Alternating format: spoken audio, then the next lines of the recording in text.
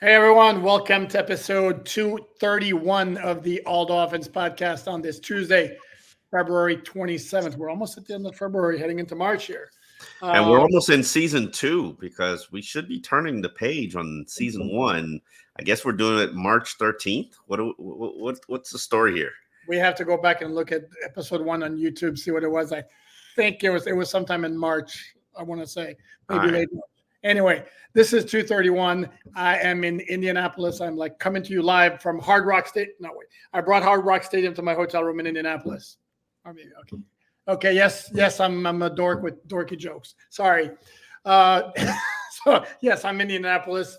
Head coach Mike McDaniel was among the coaches who spoke to the media at a podium inside the Indianapolis Convention Center. We will get to that in very interesting comments regarding Teron Armstead, Vic Fangio, Danny Crossman. I asked a question a lot of fans want asked, why is Danny Crossman still on the staff? I asked a question. Hater. Fans want to know, so I asked. I did. I'm the one who asked the question fans want, even though they're hater questions. That and a throwback uniform. Quick history lesson today on pick number. Oh, you want that credit for that throwback uniform, right? Okay. I'm the one who asked. I asked the question. Right. Quick history lesson on pick 31. The Dolphins have never picked a player 31st overall in a draft. They have, however, picked 5 players 31st in a round, and there are 2 who stand out for different reasons, both fairly recent. One we both love. The other one maybe not so much. The one we really like was in 2014. End of the second round, Dolphins selected a wide receiver from LSU by the name of Jarvis Landry. Who I would still think can play in the NFL, and for the veteran minimum, since he still lives here in South Florida, I would be kicking the tires if I were the Dolphins with him as a slot receiver. Just a thought. Oh, I would absolutely give him a phone call, see what kind of shape he's in. Absolutely, without question. Because that dude, somebody. What happened to you? Where'd you go? I'm right here. You're dark. You're black. Oop. That was not convenient. Hey, we're back. But look at that. And I transported myself from Hard Rock Stadium back to my hotel room in Indianapolis. Omar, don't cringe. I know it's little technical glitch with the virtual background. So it is gone. I bet you your hearts are done. Oh, probably, right? Yep. No. Nope. How about that? They're bigger. It looks like bigger, too. So we're talking about Jarvis Landry. Yeah, my only question would be what kind of physical condition he's in. I don't think he's played for a couple of years now. And the point I was making, somebody hit me up in a mailbag asking about Roman Wilson, the wide receiver from Michigan, and like really admiring kind of the dog in him. And the gentleman making the connection to me reminds me of Jarvis Landry. And I was like, you're talking about like the moxiest, because he mentioned the word moxie. To me, you're talking about the moxiest of all. That dude was. Yeah, in a recent podcast Unites, we talked about alpha leaders. Ooh, yeah. Like Jarvis, Mike Pouncey. Those were probably the last alpha leaders that I can really identify on Dolphins. Like alpha leaders aren't everybody isn't an alpha leader. So some guys are leaders, but then they're the dogs. Then they're the alphas, the Ray Lewises of the world. But anyway, continue your story. No, big fan of Jarvis Landry. I mean, his style, because he certainly wasn't the most athletically gifted wide receiver we've seen come around, but as far as hard determination, toughness, and all that, I mean, right up there. And the other 31st overall pick, not 31st overall, 31st in a round, who stands out was a 4th round running back from Arizona State. I want to say 2017 or 18 maybe, name of Kalen Ballage. Boo. No, he was a bust. Claim to fame at Arizona State, he had a game where he went completely nuts, had 6 touchdowns. As a rookie with the Dolphins, did have a 75-yard touchdown run late in the season against Minnesota. And then in the reset/tank year of 2019, he may have set a record for futility in the NFL with his yards per carry average, which may have been like a 2 or even under 2. It was bad. Yes, it was. Yeah, and he was a little bit bitter. And I think there was a time, maybe the season after, where reporters were asking him like if he felt like he had something to prove when injuries gave him a shot, and he kind of like, I have to prove. Okay. So anyway, he bounced around after a bit, played for the Chargers, was traded to the Jets, and that trade was voided. Played for the Chargers for a cup of coffee, and he's been out of the league as far as I know. You know what? No, he's on one of the rosters of the United Football League, which kicks off at the end of March. Yes. So want to keep track of Kalen Balazs, former 31st pick in the 4th round. All right, let's get to business. Okay, as I said, Mike McDaniel spoke.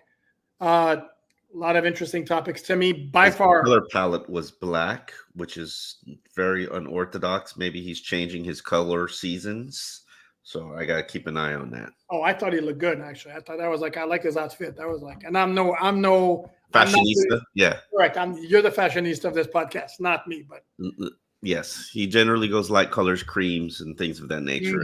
And he had a black vest. He had a black vest. So we'll see. We'll see how he styles this based on his seasons now. But let's continue. What did he say about football? Okay, the most important thing he said to me, because a lot of the answers again are what you would expect.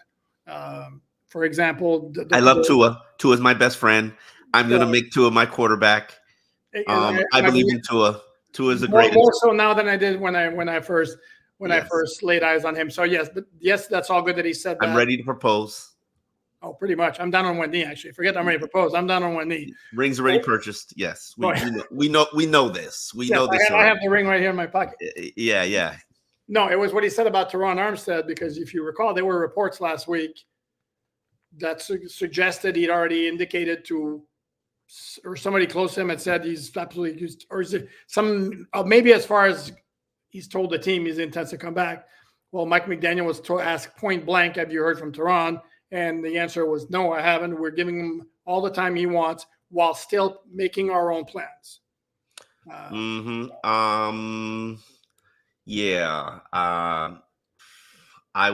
didn't respond to that report, and I don't have any plans to respond to that report until Teron says so. But as I've said consistently and have been told by people who are very wise and smart, nobody walks away from $14 million. Nobody. So this needs to be mentioned. I'm not saying they're going to do this. I'm saying this is an option that's on the table for the Dolphins. He has $5 million guaranteed right now, additional $8 million if he's on the roster on March 15th, the 3rd day of the league year. If the Dolphins release him with a post-June 1 designation, which they are allowed, they're allowed 2 per year. They're using one on Xavier Howard. If they do that, they will save, I believe it's 8 or 9 million, no, maybe 11 million. No, 8 or 9 million against the cap.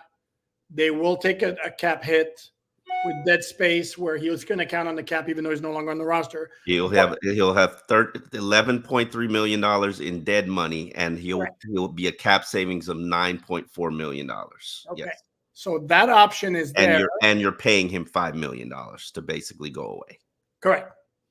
And I'm not saying that's going to happen. I'm just saying that is an option on the table for a team that needs a clear cap space. When you listen to Mike McDaniel's comments on Teron or read them, which you can find on alldolphins.com, the story is there. It's sitting on the profile right there.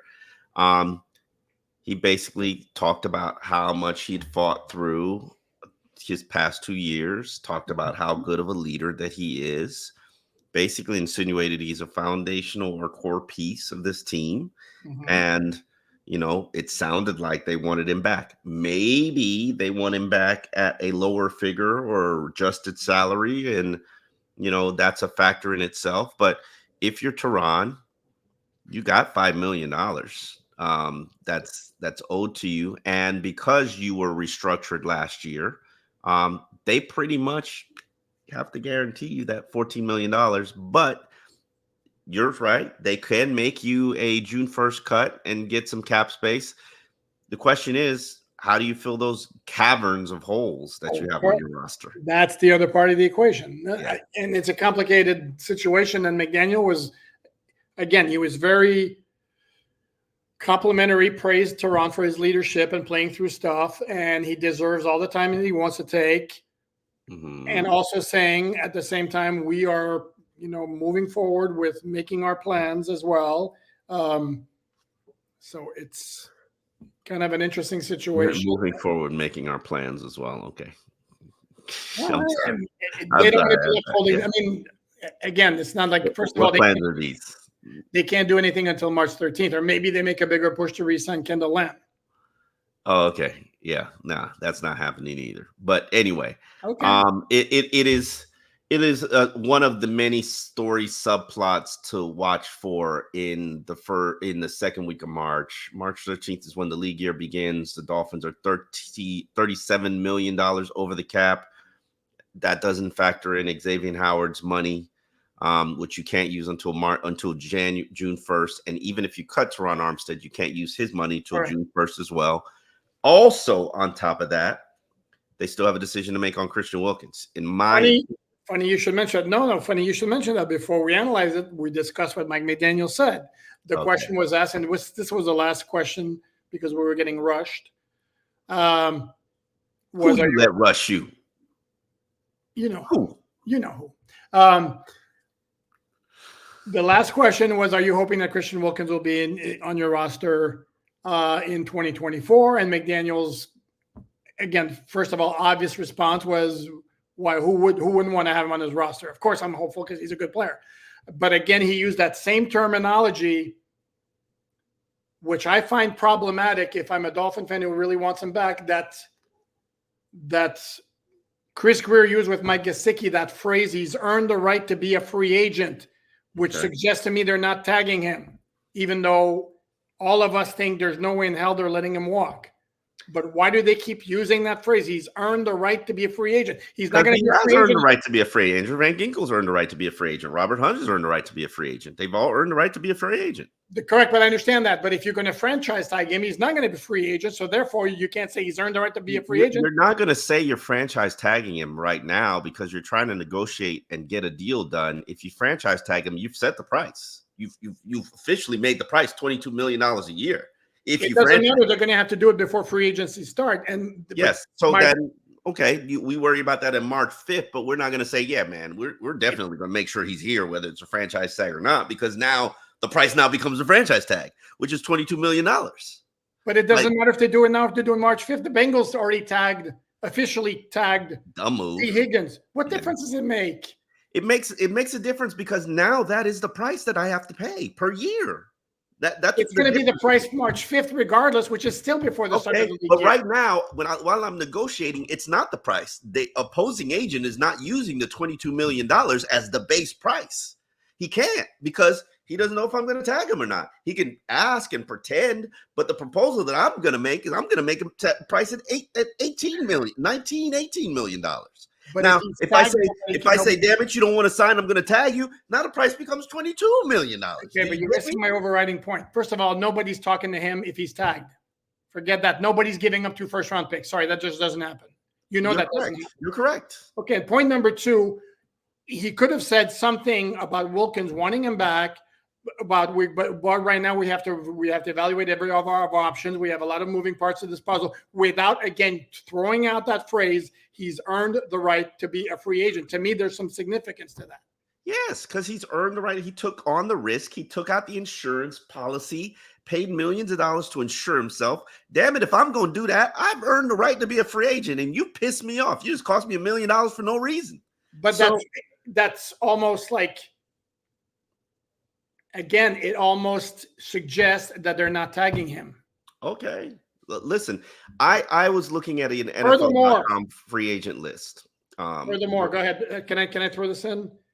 Yes. Furthermore, is it possible that when Christian ended his quote-unquote hold-in last year, there was a handshake agreement, as there was that time with Xavier Howard? I'm coming back in, but you're not tagging me.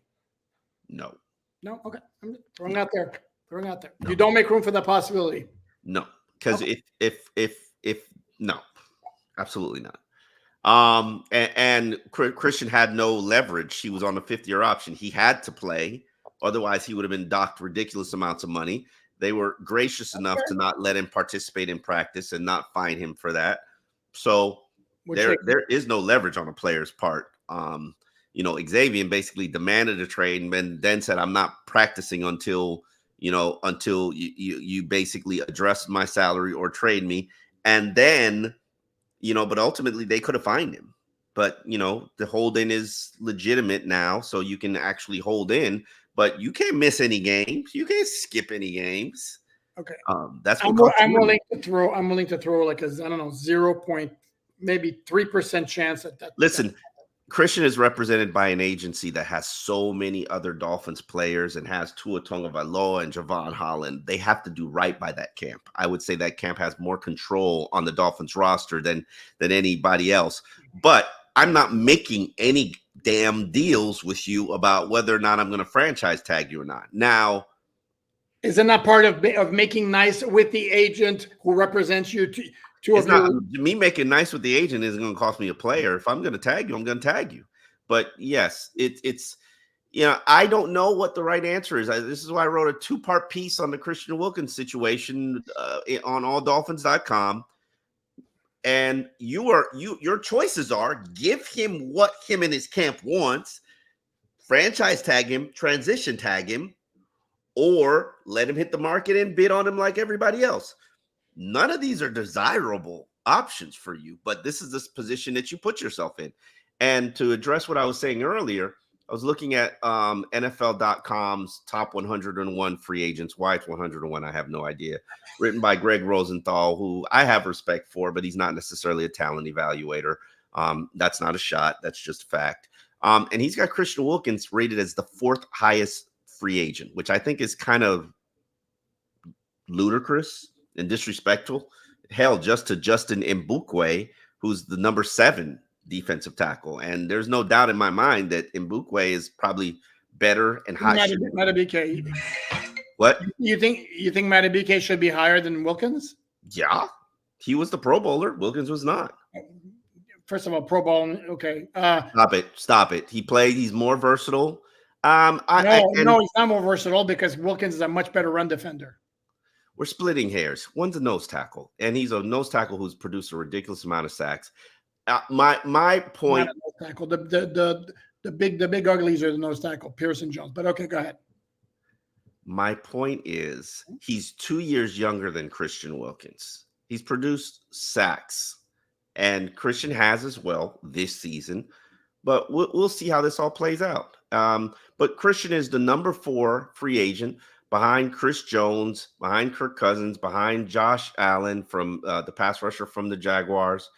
And then he's ahead of Brian Burns and L'Jarius Sneed and Mbukwe and Antonio Winfield and Danielle Hunter and Mike Evans. But I'm like, okay, that's great to be in the top 10, but I mean, that's a little high for me for number 4. Like, you're not Ndamukong Suh, no offense. Even though you would argue that he's had a better career than Ndamukong Suh did with the Dolphins. You've made this argument before. When have I made this argument? You have. It's not a dream. I said that Ndamukong Suh had a much better Dolphin career than a lot of fans would want to believe because he didn't play up to his absurd contract, which no DT at the time could. Correct. But I think you've said Christian Wilkins has had a better statistics than him. It's close. Yeah, it's close. Let's move on to other things that Mike McDaniel said, other than his love fest for Tua Tagovailoa and his desire to get Christian Wilkins back. He didn't say by any means necessary, which I thought was the more important thing. Which one? On Christian. Correct. I know. You keep. You keep feeling like a divorce is coming or separation is coming. I have heard from players that Christian Wilkins does not feel like he's going to be tagged, and and my response to that is, that's crazy talk. Like, brother, you're going to get tagged. Maybe he knows something that I don't know. So, or you have the right to earn to become a free. I'm telling you, there's something there. That's my uneasy feeling. If you let that man hit the market and you didn't put a tag on him, any kind of tag, you are the biggest dummy of a GM that's ever walked the face of the earth. My opinion. Unless you had an agreement not to do it. Okay. The other bits of conversation involved coaches, one who left and one who stayed. And as I said before, I was the one who asked. And the way I phrased the question is, Mike, what made you comfortable in not making a change at the top of your special teams after the unit ranked in the bottom third of the league the past 3 seasons? And basically the answer was something along the lines of, yes, the results are not what they wanted, but you have to ask the whys of that. And in my evaluation, basically it's not Danny Crossman's fault. And then our good friend Hal Habib followed up with a question about, okay, well, if you believe Danny Crossman is the guy to help turn the fortunes around of the special teams, what qualities does he possess to make you believe that? And he talked about his communication skills with his players and how he can get the most of them. So I would agree with Mike McDaniel. I've heard this explanation made to me already, not for attribution, but the fact that they did not do well on special teams was more of a Mike McDaniel fault because of the commitment and time that was not placed on it, especially late in the season when they had key special teams contributors have to play on defense and you had that backup step up. Then you've got situations like Cameron Good tearing what do you tear, knee or an Achilles? Patella tendon. A patella tendon. On that critical return. Well, those things happen. So does Danny Crossman deserve the axe for, a guy getting injured and you having backups, mostly removing your core players? Except. Oh yeah, the ratings. Go ahead. Hit No, them. that's what I'm going to say. I'm going to point out the ratings at some point. Except you made a switch at your assistant special teams position. Number one, number two. It's now 3 years, and it is a result. It's not just the first year. They were 32nd. I mean, they were 31st out of 32 teams, according to Rick Gosselin's annual special teams ranking, which basically encompassed 22 different statistical categories. That's not good. And then like last year, they were like 25th and then 22nd the previous 2 years. It's a result-oriented business. Is it strictly on the players' injuries, bad luck the whole time, or is there a schematic problem, or is it, like you said, like you mentioned, maybe not enough time devoted? Well, if it's the last reason, they better correct that, and then no more excuses. And at some point, if the results are the same in 2024, then it'll be like, what else needs to happen? Mm-hmm. All right. Enough of special teams talk because I don't really care. Let's move to Dick Fangio. You can get rid of that get it for free at all Dolphins. We don't need to have it the entire time. All right. There you go. I was trying to hide my ugly mug. Pictures. Yeah. What did you say? I was trying to hide my ugly mug. No, stop it. I'm looking a little run down lately. My beautician, she can't do me until Thursday. Yes, I have a beautician. You hate it when that happens. Yeah. Okay, and the other coaching note involved Vic Fangio. Our buddy Vic. Yeah, no, it was the first time Mike McDaniel spoke to the media. No, he spoke to the media and Anthony Weaver. He just didn't answer questions. Well, no, correct. He introduced Anthony Weaver and then bolted. Was like, I'm out.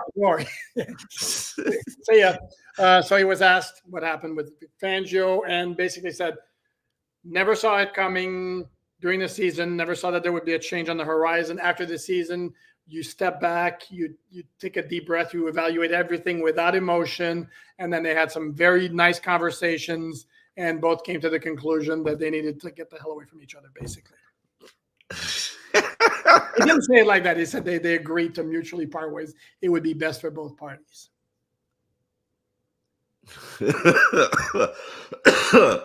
Or players say, we don't want to play for him. And Mike had to figure something out.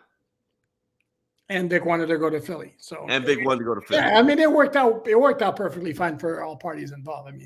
Hopefully Anthony Weaver can actually coach. It's funny you should mention Anthony Weaver because earlier in the day, John Harbaugh spoke, and you can find that story on alldolphins.com. There you go. Not surprisingly, there were a bunch of Dolphin writers around his podium to ask about Anthony Weaver, along with somebody from Seattle asking about Mike McDonald, and then somebody in Tennessee asking about Denard Wilson, who became the DC.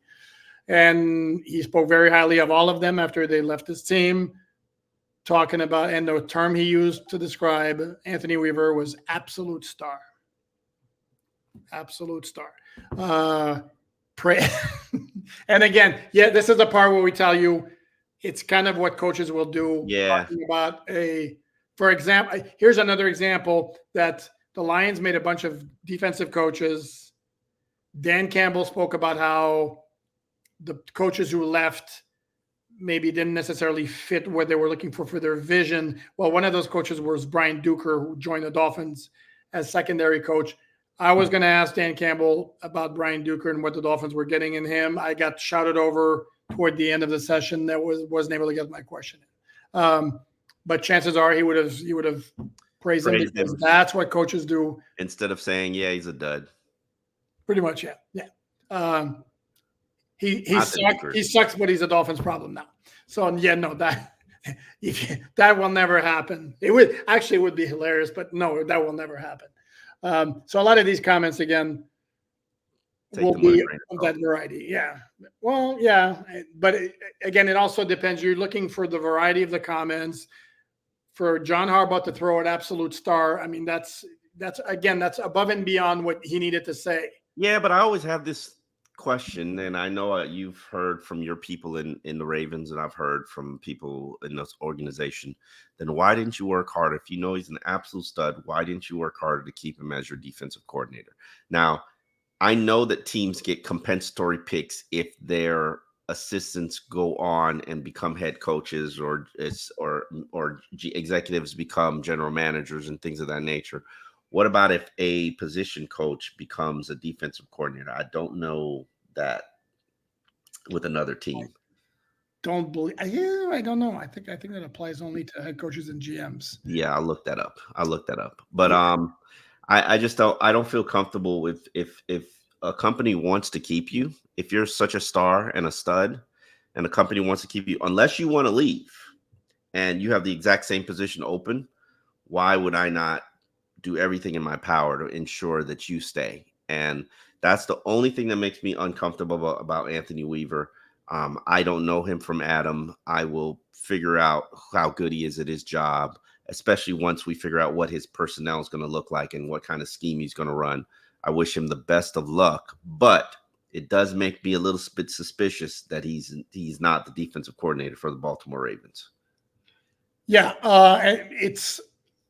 it would be even more problematic had they hired from outside, but they promoted somebody else to that spot, Zach Orr, who is somebody else that Harbaugh spoke very highly of. No, but you make a good point. And again, these comments from coaches about their former employees or assistant coaches who join other clubs need to be taken with a grain of salt, because again, they're all going to be very complimentary. And Omar, you bring up a very good question. If Anthony Weaver is so great, why wouldn't he keep him? I guess you could say maybe he saw this as the next logical move for him. He wasn't. Again, he saw both Orr and Weaver as ready to become defensive coordinators and call the shots for a defense. Maybe he thought, I don't know how it becomes. Why does he pick Orr over Weaver and not Weaver over Orr? So we'll have to see. Again, this is one of those where, yeah, although the reports are glowing as far as Anthony Weaver made a very good impression in his first press conference, but we'll have to wait and see what the product looks like on the field before we can make a true judgment. Outside of that, trying to think what else was discussed. I'm reading through the transcript now. He basically talked about, no sense of complacency in any phase on the roster when it came to when he was asked about adding a running back.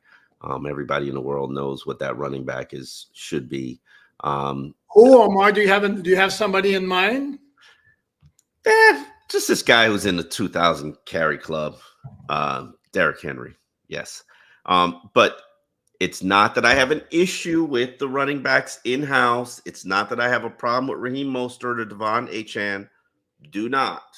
It's about a change of identity that you need in December and January, and in the playoffs that will address a lot of your shortcomings. So Do you change your identity in September, October, November? yeah, you do. Okay. Yeah, yeah. I think you need. I think you need a little bit of thunder with that lightning. Just my personal opinion. Thunder, thunder, thunder, thunder, thunder. Sorry. Okay, It's a song from Imagine Dragons, I believe you. I believe you. which I'm going to guess you've never heard. I'm sure I've heard it. Oh, okay. Thunder, lightning. Yeah. Very good. There you go. Oh, Yeah. that Yes. deserves one of these if it's going to do it. There you go. Big mark. Mhm. Okay. On that note, Yeah, on that note, we are out. We're going to have General Manager Chris Greer later this week at the NFL Combine, and Greer's going to get into the nitty gritty. Tomorrow, you're going to get a good piece from me that's required a lot of research and a lot of numbers crunching, and I'm going to tell you how the Dolphins can create $17 million of cap space tomorrow if they wanted to. So you can find all of that work on alldolphins.com. Everything is free, no paywall, no subscription. You click it, you read it, you keep going about your business, and nobody's harassing you to join a newsletter or giving you a paywall and making you put an email address in.